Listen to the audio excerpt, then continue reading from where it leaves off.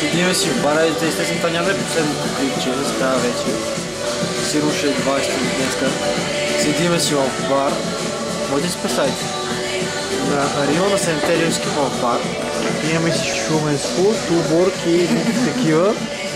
И гледаме естествено Лейди Гага. Тате не двете. Тя ни преследва. Да, тя ни преследва. Аз не съм Лейди Гага, за информация. Ето бара. Много як бар. Голям, топъл, уютен. Да, след това си имаме челник. Кой е между този челник, аз го прецаках. Какъв този ум бе? Прецаках нещо челника, го разглобих без да искам, защото го използвам за лампа, докато вечеряхме. И така. Ето взимаш, хващаш сладичкото. Ето тук закача. След това взимаш. А не променя факта, че не го виждам. Така да.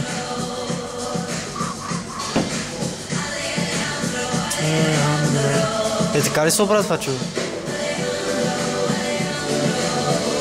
Челника така ли се обра? Еми какво толкова, ето имаш такова и ще шпракваш го. Аз тук почнах едни да ги върта, да ги случа. То просто като боб чудо. И то ти свети. И след това. Окей. И си тук като на дискотека и така.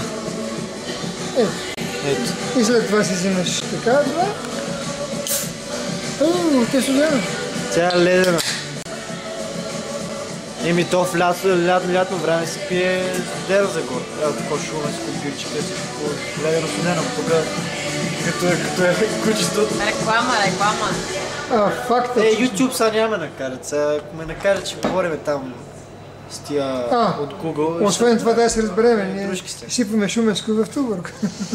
Да. Трябваше да идем да вечер на вас.